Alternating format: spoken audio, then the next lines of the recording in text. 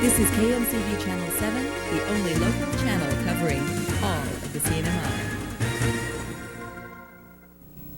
You're just in time for KMCV News. Here's a quick look at what's coming up within the next half hour. A 75-year-old man was found dead in his Coblerville apartment Saturday morning, and his family feels questionable circumstances surround the death. Palau Supreme Court upheld a referendum allowing the island nation's political status to be determined by a simple majority. And Assistant Interior Secretary Leslie Turner challenges local leaders to pass reform legislation to ensure passage of the 702 agreement. Those stories and more coming up next on KMCV News.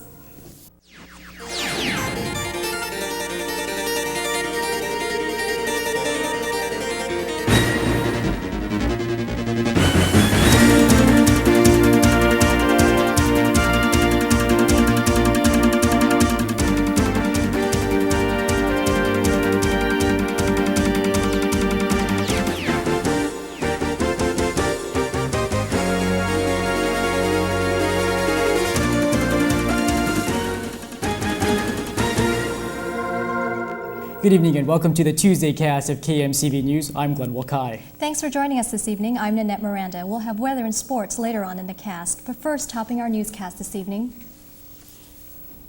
It was far from a festive weekend for a 75-year-old Coblerville man. Many questions surround the death of Tobias Diaz Munoz, who was found in his apartment Saturday morning. Police Public Information Officer Kathy Shue says he was found with a black spot on the back of his head. A Munoz family member who did not want to be identified told KMCV News that she saw her father laying face down on the ground, bleeding from the back of his head. Munoz's body was found by his wife of 4 months, Lauren Dixon Munoz, who is in her 20s, according to family members.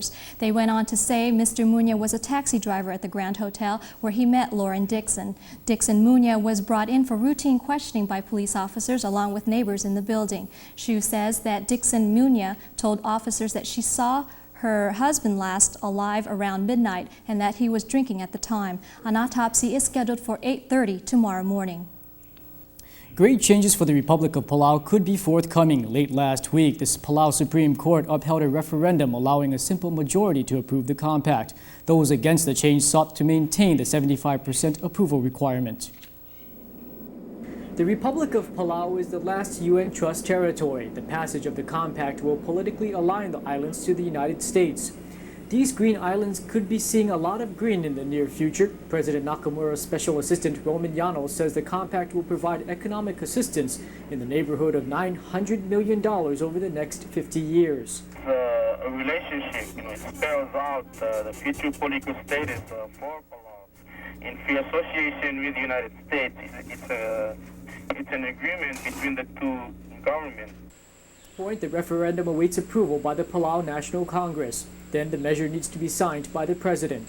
It still has to go to the Assistant Secretary of the Interior for Territorial and International Affairs. And then within 90 days from that date, the referendum can be scheduled. It's possible that an election can be scheduled before the end of the year. Llanos says President Nakamura is confident that the compact will pass on its 8th try. Compact approval has been tested 7 times, and the results have ranged between 72 and 60% in favor. Palau's efforts to seek a new relationship with the United States will be the #1 topic of discussion with the new Assistant Interior Secretary for Territorial and International Affairs. Leslie Turner will arrive in Palau on Thursday after first stopping on Rota and Guam. She spent the past several days touring Saipan and Tinian, meeting with local leaders. She says her trip here has allowed her to put names to faces and images to issues. Prior to her departure from Washington, D.C., she met with Congressman George Miller, a vocal advocate for tax, labor, and wage reform legislation in the NMI. At a news conference this morning, she says she is here to strengthen our relationship with the federal government. The NMI has the power to do this, she says, by delivering on the promised reforms that will ensure the flow of $702. I want to leave here with one question that only the NMI can answer. And that is, will you rise to the challenge of addressing the concerns that have been raised by the Congress that will build a stronger government, a better community, an integrated community?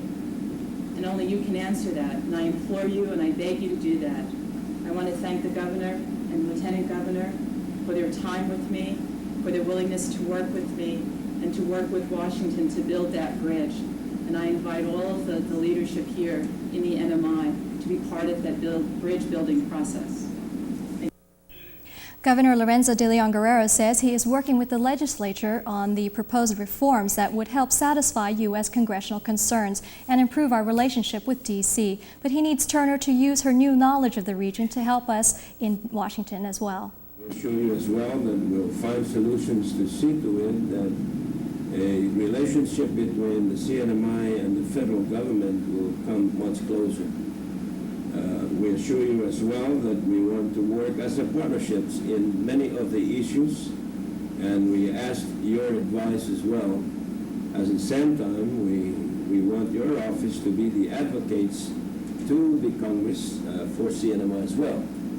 Lieutenant Governor Benjamin Maglonia says they are doing all they can, but he implored Turner to ask Congress to change its opposition to our 702 agreement. Due time, the governor and myself are doing all the best we can to relay his concern to our other leaders, and we will do our part. And we also ask that Congress will be considerate in reversing its objection. We don't like to see the situation where our people should be punished for something that we all feel that we pledged to do. The footage of the news conference was provided to us by the governor's office. And tax reforms are still in a holding pattern. The Special Committee on Tax Reform was supposed to meet today to discuss input received at several public hearings on the proposal. But according to Committee Vice Chairman Pete Regis, work on that amended version has not started, although they were tasked with this duty since mid-May. But it's not going to happen because none of the members showed up. I've went to the speaker and I've complained. You know, this is not the first time this thing happened. As you know, I've written to the speaker once complaining about the lack of interest and lack of participation by the committee members. It seems to me it's not improving at all. In fact, it's getting worse. Congressman Regis says he is disappointed that the committee didn't meet because a public hearing is scheduled next week for the amended version of the Tax Reform Act. He says today's lack of participation by committee members shows negligence of their civic duties. As an elected official, I have, my duty and my responsibility is to work on committee assignments such as this. It's not voluntary. If the speaker assigns you, your duty as an elected official is to participate. You have no say in it. You owe this to the people. Congressman Regis says the hearing will go on whether or not the committee can come up with an amended version. That hearing is scheduled at the Convention Center next Tuesday at 7:30. And coming up next, Hawaii Senator Daniel Akaka is pushing Congress to give the NMI $4 million for the American Memorial Park. And a former disc jockey pleads not guilty in court today to charges of check forgery.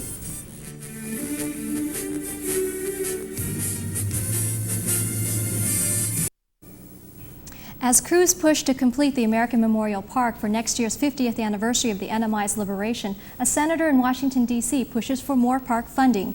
U.S. Senator Daniel Akaka of Hawaii is asking the House Appropriations Committee for $4 million. In a media release, Akaka says he will continue to seek federal assistance to ensure that the U.S. government fulfills its mandate in the development of the park.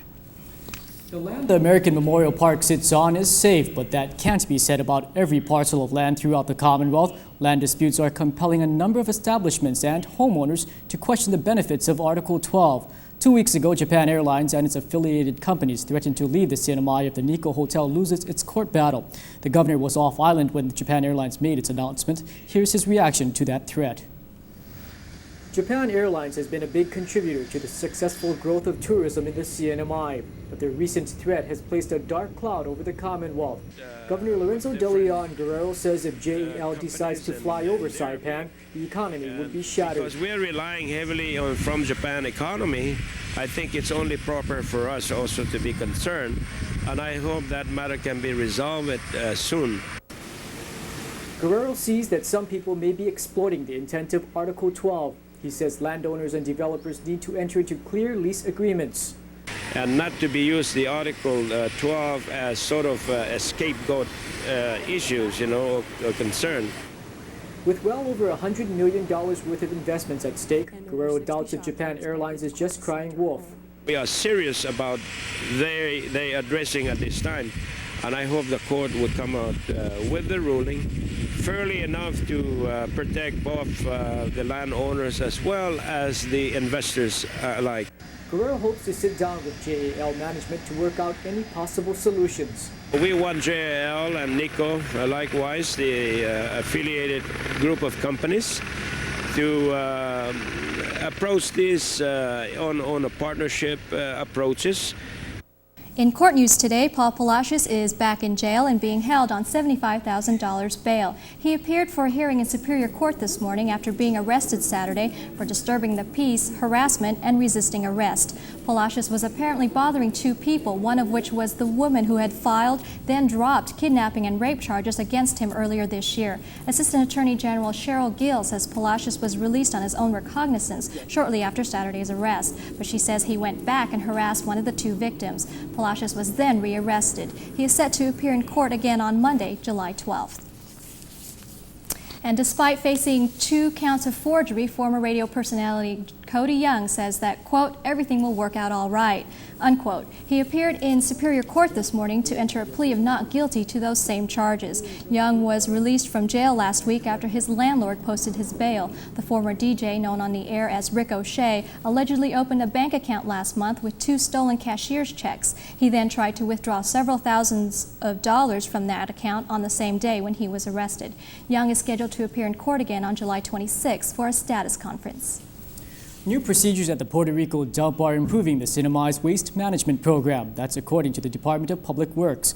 Last month, they started requiring everyone using the site to separate their garbage into piles according to the material of the garbage. DPW environmental engineer Russell Meacham is pleased at how the project is going along so far.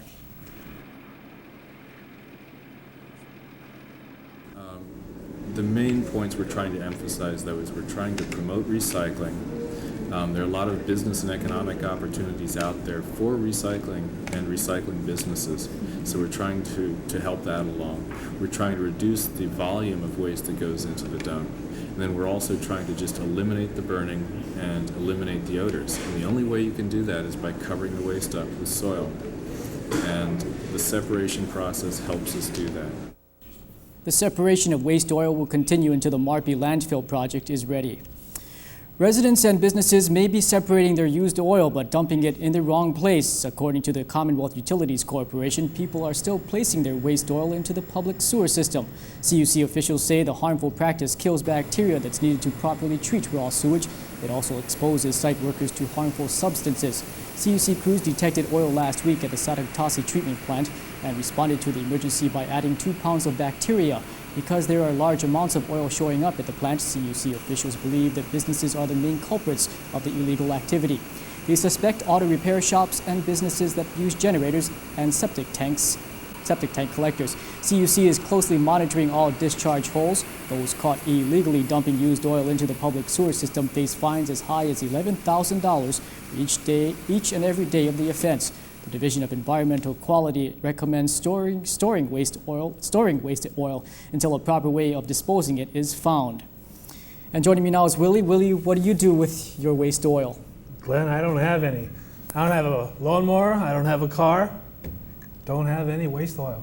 So you hope to get waste oil in the future so you can have some of the above mentioned items? No. I believe that it should be properly disposed. We have scores and highlights in Major League Baseball.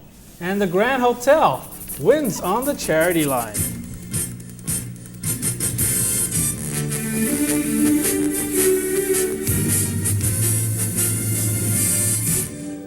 Half a day, sports fans. Only one game was scheduled in the Inter-Hotel Basketball League. The Half a Day team had pulled out from the league, so today's matchup was between the Grand and the Hyatt. It was a close game. Palacios makes a drive to cut Hyatt's lead to 1. But Hyatt comes right back and makes this jumper to maintain the lead. The Hyatt team had great passing as they increased the lead to 3 with this shot. Tony here inbounds the ball with the give and go and hits the baseline jumper. Then the Hyatt started to make some turnovers as they lose the ball and Tony gets the ball for a fast break to cut the lead to 1. As the Hyatt inbounds, the Grand goes to a full court pressure and Fernandez steals the ball and gets the easy basket to take the lead with over a minute left in the game. Fernandez gets the loose ball again and makes the jumper to increase the lead to 3. Both teams were in the bonus situation and Hyatt makes both free throws to cut the lead to 1. Angeles from Grand gets fouled and goes to the charity line and makes one up for his only point in the game. With 1 second left in the game and down by 2, Zapatero makes only one free throw. Grand wins the game 48-47. We talked to the coach and Tony about their game plan. I'm Jaime G. Castro. We just play, just want defense. We play defense, good defense, and our boys are really ready for this game. Gardenia versus Grant. I'm also the high score, and thanks to our Lord. And also thanks to my coach, Jimmy, and also my teammates. Thanks. That's all. Good evening and welcome back. As you can see, we've been getting rain showers once in a while. This is the signal for rainy season, so be prepared wherever you go. Just make sure to keep your umbrellas handy. Taking a look at the satellite picture, you can see some cloudy skies just northwest of Guam.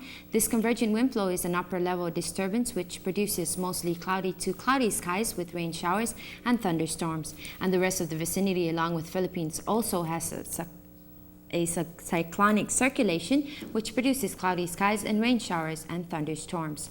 For tonight, expect partly cloudy skies with scattered rain showers, winds easily 5 to 15 miles per hour, and the low temperature in the upper 70s. Today in the region, we posted the highest temp with an 88-degree reading. Rota and Tinian posted the same temp of 87 degrees.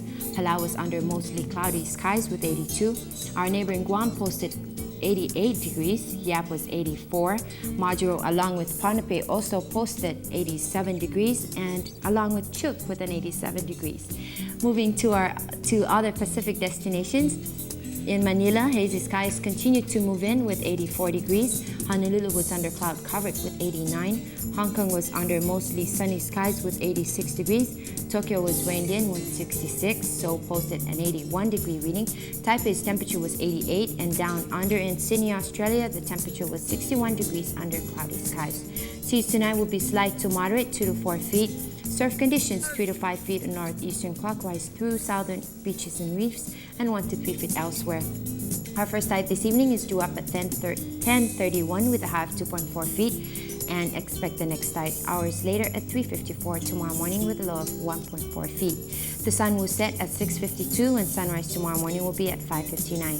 And for tomorrow's forecast, expect partly cloudy skies becoming sunny and hot by late afternoon with isolated showers, winds easterly 10 to 15 miles per hour, gusting up to 25 miles per hour, and the high temperature in the near 90s.